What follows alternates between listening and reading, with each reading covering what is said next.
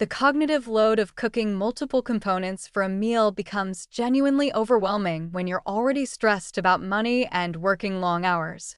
This is where one-pot meals become not just convenient, but psychologically essential for maintaining nutrition during crisis.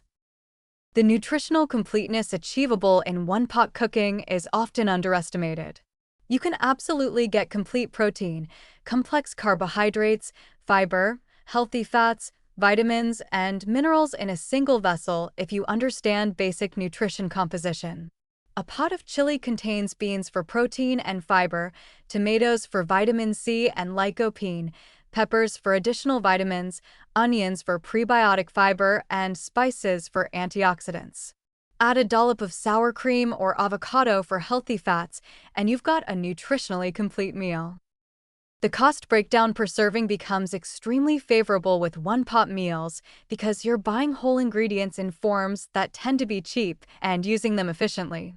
A pot of curry might contain $2 of vegetables, a dollar of lentils or chickpeas, 50 cents of curry paste or spices, a dollar of rice, and a can of coconut milk for $2.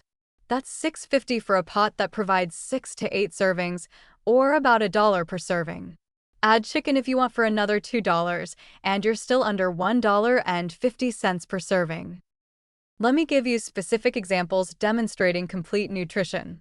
Chicken and rice soup, chicken leg quarters for protein, rice for carbs, carrots and celery for vegetables, chicken stock you made from bones, herbs for flavor.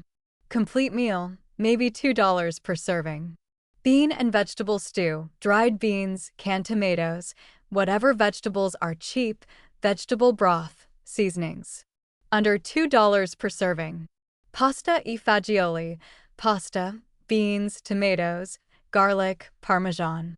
$2 per serving and genuinely restaurant quality. The executive function piece is critical and often overlooked. When you're financially stressed, your prefrontal cortex is already overloaded with worry and planning. Decision fatigue is real. Having to coordinate timing for multiple pots, remember what needs to be stirred when, and orchestrate everything finishing simultaneously requires mental bandwidth you might not have. One-pot cooking eliminates those cognitive demands. You put things in a pot in the right order, set a timer, and you're done. The batch cooking angle multiplies the value. Most one-pot meals make large quantities naturally. A pot of chili easily serves 8 people, which for an individual means 8 meals from one cooking session. If you batch cook on Sunday, you've got lunches and dinners covered for much of the week. This prevents the 6 p.m. exhaustion takeout trap that destroys both budgets and nutrition. Energy efficiency matters when you're worried about utility bills.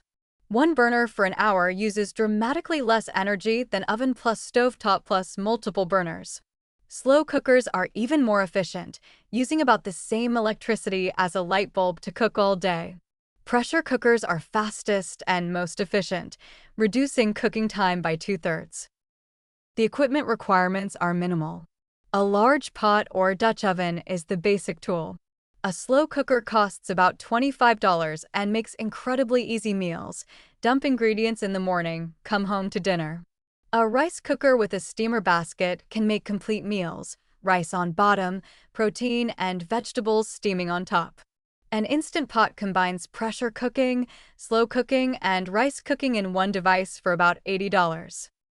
Freezing portions is where the time savings compound dramatically. Make a huge pot of soup, portion into individual containers, freeze. You now have homemade frozen dinners that are nutritionally superior to anything commercial and cost about 1/3 as much. Thaw overnight in the fridge or microwave from frozen.